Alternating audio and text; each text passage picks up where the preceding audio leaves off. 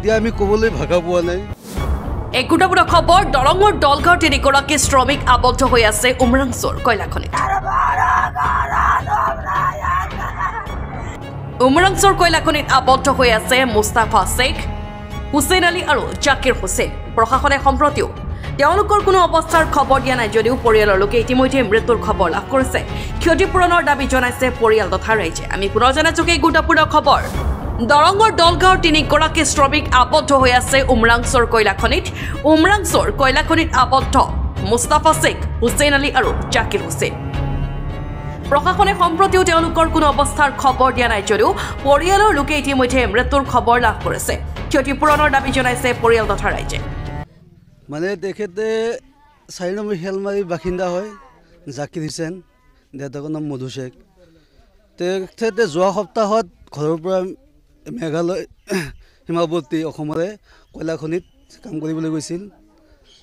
কাম কৰিবলৈ যোৱাৰ পিছত আমি যোৱাকালি শুনা পালোঁ, মানে ৰাতিপুৱা 9টামান বজাত খবৰ পালোঁ যে তেখেতৰ জোলত পানী সোমাইছে, পানী সোমাই আবদ্ধ হৈছে, ওলাব পৰা নাই। তেতিয়া আমি গম পোৱা নাছিলোঁ যে তেখেতে ওলাব পৰা নাই বুলি, বহুত মানুহ ফচি আছে বুলি কৈছে। যেতিয়া আমি ৰাতি নিউজ লাইভৰ এটা দিছে, লিষ্ট বনাই পঠাইছে, লিষ্টত তেখেতৰ নাম আছে জাকিৰ হুছেইন, মধু শেখ, 4 নম্বৰ হেলমাৰী।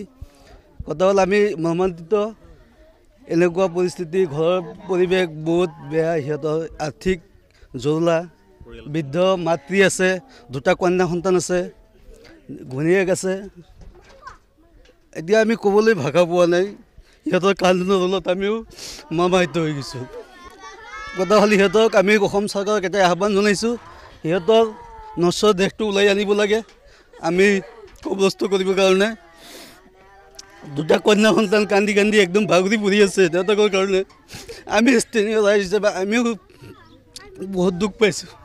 ইমান এটা দুখীয়া পৰিয়ালৰ কামৰ সূত্ৰে গৈছে, এনেকৈ আবদ্ধ হৈ আছে। আমি অসম চৰকাৰক আহ্বান জনাইছোঁ, হিমন্ত বিশ্ব শৰ্মা ডাঙৰীয়াক, তেখেতক ওলাই আনিবৰ কাৰণে যথাযথ ব্যৱস্থা কৰিব লাগে। আৰু পৰিয়ালটোক এটা কিবা আৰ্থিক সাহাৰ্য দিবৰ কাৰণে আমি অনুৰোধ জনাইছোঁ। একদম দুখীয়া পৰিয়াল, আপোনালোকে দেখা পাইছে, ঘৰ বাৰীৰ অৱস্থা নাই। 2টা কন্যা সন্তান পঢ়াত বহুত ভাল, বহুত চোকা, ছোৱালী 2টা পঢ়াত একদম চোকা। এটা ক্লাছ 7ত পঢ়ি আছে আৰু এটা ক্লাছ 4ত পঢ়ি আছে। কি ক'ম, ক'বলৈ ভাষা নাই এতিয়া আৰু। 4 নং খেলমাৰী গাঁৱৰ জাকিৰ হুছেইন এগৰাকী শ্ৰমিক। তেখেতে যোৱা মঙলবাৰে উমৰাংচু আছাম কোৱাৰী গৈছিল, কয়লাখনিত গৈছিল। যাই পেলাই তেখেতে কাম কৰাৰ অৱস্থাতে কয়লাখনিত আবদ্ধ হৈ পৰে বুলি আমি শুনিব পাৰিছোঁ। পৰিৱেশ খুবেই শোকাকুল পৰিৱেশ এটা সৃষ্টি হৈছে, ঘৰৰ অৱস্থা খুবেই বেয়া। তেওঁৰ এগৰাকী স্ত্ৰীৰ লগতে 2টি কন্যা সন্তান আছে, 14 বছৰ বয়স, 8-9 বছৰ বয়সৰ 2গৰাকী কন্যা সন্তান। এতিয়া এই মানুহজন শ্ৰমিকজন সেই কয়লাখনিত আবদ্ধ হৈ পৰিছে। গতিকে মই অসম চৰকাৰক বা মাননীয় মুখ্যমন্ত্ৰী হিমন্ত বিশ্ব শৰ্মা ডাঙৰীয়াক অনুৰোধ জনাইছোঁ যাতে শ্ৰমিকসকলক উদ্ধাৰ কৰাৰ কাৰণে তেখেতে পদক্ষেপ গ্ৰহণ কৰে আৰু এই শ্ৰমিকসকলক যাতে নিজৰ ঘৰলৈ পঠিয়াই দিয়াৰ প্ৰেৰণ কৰা, নশ্বদেহ প্ৰেৰণ কৰাৰ যাতে ব্যৱস্থা গ্ৰহণ কৰে।